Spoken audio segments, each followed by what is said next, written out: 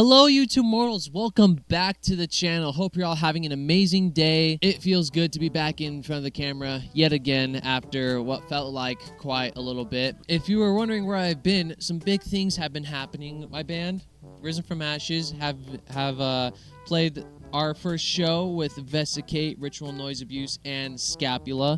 Roll clip.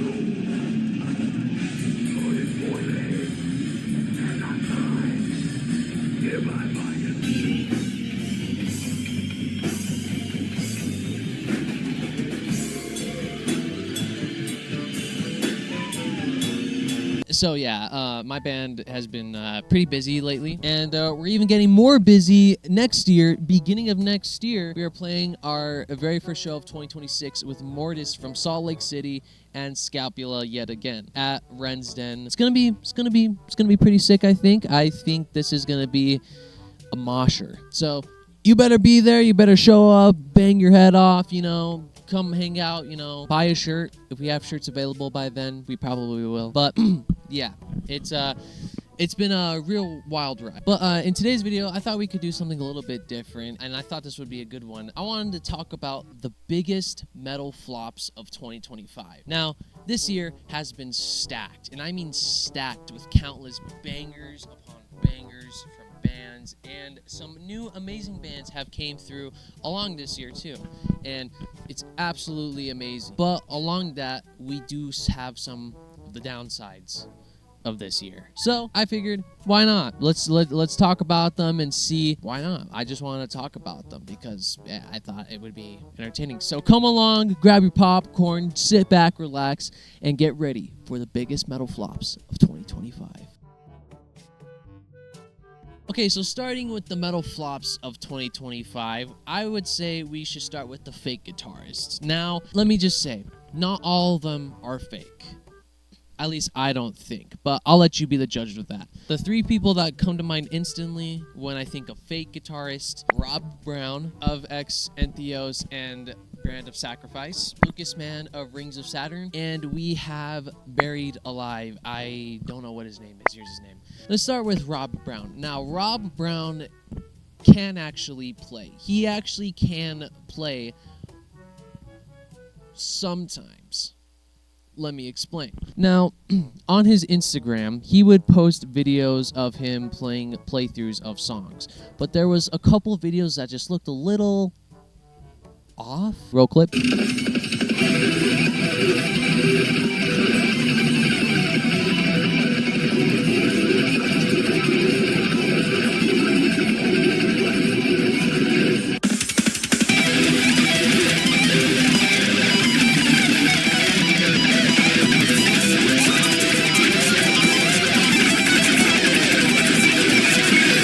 You see, that's not how you play it. That's like really not how you play it. Like, I can't even play that yet, like fully, and I already know that's not how you play it. And on top of that, he has such a bad reputation with him now because of him and because of this one brand called Cerberus Guitars. Now, basically, to give you the rundown, he was supposed to be an endorsed artist, okay? He was supposed to get his own signature model and, the whole 9 yards of what an endorsed artist is. Now, granted, I don't know, I'm not endorsed.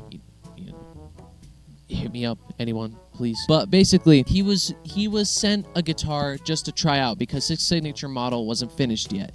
And once he got it, he was playing it, and the guy finished his signature model and asked for the guitar back. And lo and behold, he blocked him and didn't return the guitar. Now, granted, that already is a red flag. Not a good way to start a guitar endorsement at all, like not in the slightest. So then starts a reverb shop, I think, selling some of his gear to some of his fans. He sold a pedal to one of his fans. He got it. The box was empty, and Rob blocked him too. So it was like, it's insane. It's like insane. Now, I don't know what what his whole deal is, but hopefully he's not scamming any more people out there. Hopefully no bands have taken him. I mean, God, if I found out about him, I wouldn't want him in Risen from Ashes, to be honest. But yeah, that's Rob Brown for you. Now, moving on to Lucas Mann. His allegations began back in 2024, I think, if I'm not mistaken. I might be mistaken. It's okay. But I thought I would bring it back just because it's a really odd now. Or at least I think it's odd. So let me just give you the rundown. So after that whole fiasco, he made a video debunking his whole thing of why he's not fake. And let me just say, he can play, but when he's live, I'm not sure that it's supposed to be that consistent. I mean, it might be a practice thing. I mean, he might actually be at like Brandon Ellis level and can just like play that flawlessly. But there are certain clips of him proving that he is faking, which is really sad to say because he was one of my idols growing up, and it just really sucks now. But it was a huge thing. He tried to debunk himself, but for a perfect example, in his debunk video, he played the Godless Time sweeps, and live, those are flawless, like absolutely flawless. But when he practices them, they sound like not as good.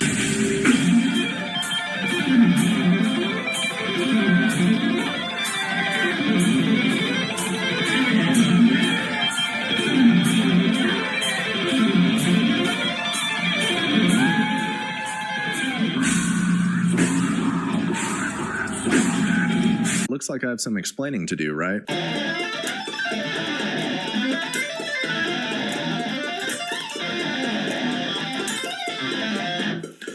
And that's up to speed. Like, not nearly as good. But haven't heard much from Rings of Saturn or Lucas Mann recently. They got a new guitarist as of like last year or this year, I think. A guy named Kyle Gross. That guy's pretty sick. I saw his playthrough video and he sounded like he could fucking rip. Now, moving on to the grand of fake guitarist. My boy Buried Alive. Now, let me just say, I love this band. This might not be a metal flop, but hey, he's gotten some allegations before, so I figured why not? Let's throw him in here. Let me just say, his music is so far different from all the rest of the music that's out there. And now there's more people trying to replicate what he does, which I think the people that are trying to replicate what he does are the ones faking it, if I'm going to be completely honest. Because yeah, Buried Alive might edit his stuff, but he can play it. And there's live playthrough videos of him playing, and he's fucking bad. He's badass. I respect that, man. So I think Buried Alive is safe. I really don't have anything bad to say about him. He was at if you look him up on Google, it does say he was on Rings of Saturn at one point, which, okay. Well, as that wraps up the fake guitarists list, I know there's a lot more, but I'm not going to go into every single one. If you want to see a full-length video of me going into every single fake guitarist, just leave a comment down below and put their names in, and I'll make a full video of fake guitarists. So, one of the biggest metal flops, I think, of this year is we lost our boy, Brent Himes. He will be remembered. That was a key part of my childhood that really died. I'm a huge Mastodon fan. I mean, I would watch them when they were doing the Contamination Festival, and they're just so peak in my opinion. Mastodon will always be one of those bands I will love to the day and age. But it did suck when Brent Himes did leave because he did say that the band was not treating him good. And that was just all like, no way. Like, I literally said no way because like they're such an amazing band and just so much has happened to them. And I was just like, what? Yeah, so it kind of angered me, but it's okay. I'm chill now. Yeah, that one really did suck. Also, I would like to say a couple of the metal flops, in my opinion, of 2025 is pretty much Lorna Shore. I hate to say it. I'm sorry.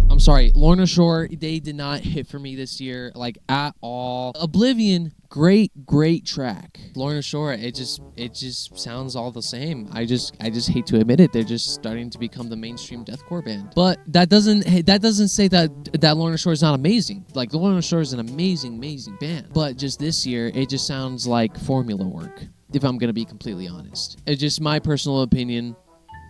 I just didn't really like the Lorna Shore this year. But Lorna Shore, great band. Great band. But I'm not gonna. Slaughter to Prevail. I hate to say it. Old Slaughter to Prevail fucks. New Slaughter to Prevail, it's like the same with Demolisher, but except a little bit not as technical than Demolisher. Slaughter to Prevail, I'm not like a super big fan of. I don't know. It just seems like a lot of bands nowadays are just getting real daunting. Like, I hate to bring Lorna Shore back into the picture, but Lorna Shore, like, their first album was like, oh my gosh, it was like killer. Like, me personally, I know it's not just based on me, but just me personally, I would want to hear more of like the technical stuff, just like a little bit. I mean, just like a teensy tiny bit more technical. I just feel like Lorna Shore just found the formula ever since Hellfire. It's just real daunting, I guess, because it just sounds the same. This video is either gonna blow up and I'm gonna be like known as this guy that just like hates metal or something.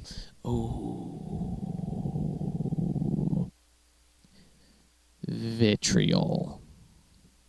Now, we cannot forget about this one. Now, if some of you have not kept up with the metal scene, there is this band called Vitriol. They're pretty brutal, pretty technical. They had a hiatus last year while they were on tour where their bass player left mid-tour, which was like sucked. And they had to continue out the whole rest of the tour with just drummer and the main guy, Kyle. Now, fast forward to today's day and age.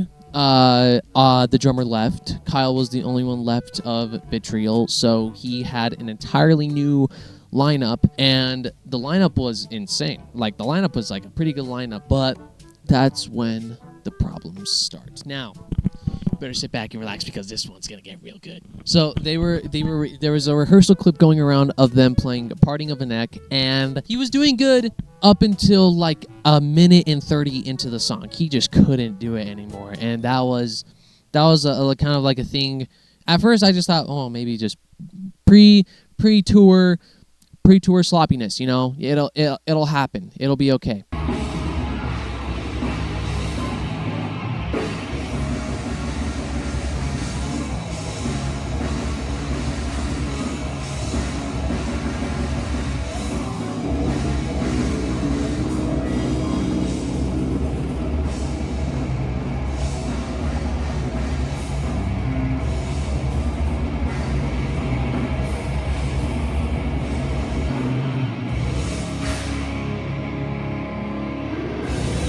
Fast forward, they're on tour. A bunch of problems are stirring around with Kyle and the rest of the band because Kyle is he's doing that whole thing. So basically, he's doing it, and he's mad at himself because he's doing it again. And majority of their songs that they wrote for the new album is about him getting over drug abuse because he used to be a user or a nose beer user. He started using again, and that stirred problems over tour. So what did the rest of the band do? They left him at a gas station in Vermont. That is the most insane work if I've ever heard it. Imagine your own band dumping you in Vermont. I'm sorry, that sounded really mean. I'm sorry. But that is honestly really, really crazy because it's so sad. Vitriol is just such an amazing band, and it all just went downhill so fast. Hopefully, we'll hear some future Vitriol, but until then, Kyle, I don't know. I don't have words for you. Just don't do that anymore. But without that being said, I think we can look at some of the metal ups of 2025 as well. 200 Stab Wounds making a great great album this year. New Archspire, The Zenith Passage, Entheos, Thy Art. I'm a huge fan of Thy Art is Murder. Whitechapel, In Fury. Oh, Black Dahlia with the Servitude album. Such an amazing album. Skeletal Remains, Benighted, Aborted, Nile, Dying Fetus. Yeah. Oh, we also got the tour of the century with Lamb of God going on tour with Kublai Khan and Sangha Sugabog. That is a tour of a lifetime. Maybe not of a lifetime, but that's a damn good tour. That's going to be a heavy tour. Well, I think this concludes today's video. Thank you for sitting here and listening to me yap for the past however long this video is going for. And also, just a reminder, make sure beginning of January of 2026 to show up to the Risen from Ashes show with the homies from Scapula and Mortis from Salt Lake City, Utah. We're going to be playing January 14th, so you better be there or be square. But please come hang out, come headbang, the whole 9 yards. If we have t-shirts, buy a t-shirt. It'll be goated. But thank you guys so much for watching today's video. If you liked it, please leave a like and subscribe. And again, comment down below what videos would you like to see next. And I will see you in the next video. Laters.